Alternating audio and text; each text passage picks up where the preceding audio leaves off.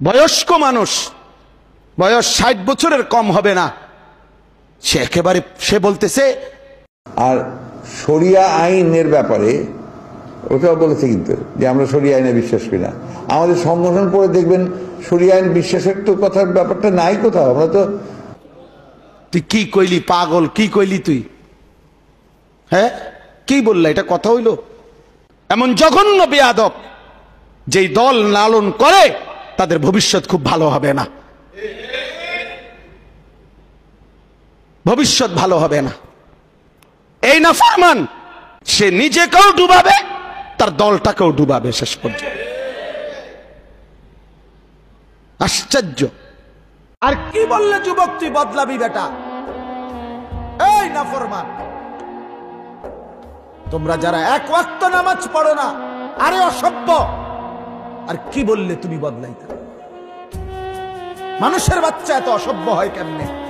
মুসলমানের বাচ্চা এত বড় বেহায়া হয় কেমনে? যে তার মায়ের দুধ খাইছে, ইমানদার মার, সে এত বড় নির্লজ্জ হয় কেন? এত বড় ঘাউরা ঘাটতারা হয়?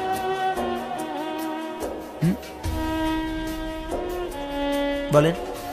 আমি তো প্রতিদিন বলি, এত বড় আসমান জমিন, এত বড় কুল কায়নাতের মালিক যেই আল্লাহ মহান রব্বুল আলামিন, যার হাতে আমার অস্তিত্ব, আমার মাথার চুল থেকে পায়ের নখ ভেতর বাহির, যার সিদ্ধান্তের উপরে টিকে আছে, যার ইচ্ছায় আমার হাত নড়ে, পাও নড়ে, যার ইচ্ছায় আমার চোখের পলক পড়ে, আমার নিঃশ্বাস আসা যাওয়া করে, সেই আল্লাহ, সেই মহান রব্বুল আলামিনের সামনে যার ঘাড় নয় না, সেজদা করে না, তার চাইতে বড় ঘাটতেরা, গাদ্দার, বেয়াদব আল্লাহর জমিন আর কেউ হইতে পারে না।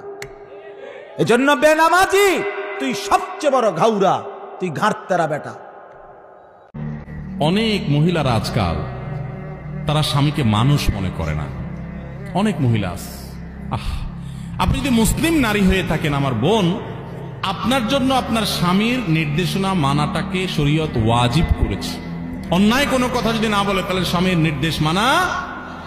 যে মহিলা স্বামীকে অভিভাবক হিসাবে স্বীকার করবে না, শ্রদ্ধা করবে না, সম্মান করবে না, কথা কথায় তর্ক করবে। অনেক মহিলা আছে পর্দা করে, বোরকা পরে, নামাজ পড়ে, কিন্তু সব করতে রাজি আছে, মাগার স্বামীকে শ্রদ্ধা করতে রাজি না। স্বামীর সকালে এক কথা, বিকালে এক কথা, তর্কাতর্কি, বেয়াদবি, এগুলো এখন কমন একটা ব্যাপার হয়ে গেছে কিয়ামতের আলামত।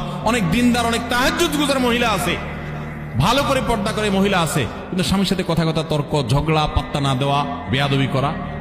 দেখুন, কোন একজন আমাদের পূর্বসূরি, কোন একজন সালাফের স্ত্রী, তিনি বলেছিলেন যে আমরা আমাদের স্বামীদেরকে, রাজা বাদশাদেরকে প্রজারা যেরকম ইজ্জত করে এরকম ইজ্জত করতাম, কিন্তু আজকাল তোমাদের অবস্থা ভয়াবহ। আল্লাহ আমাদের বোনদেরকে হেদায়েত পাওয়ার তৌফিক নসিব করুন।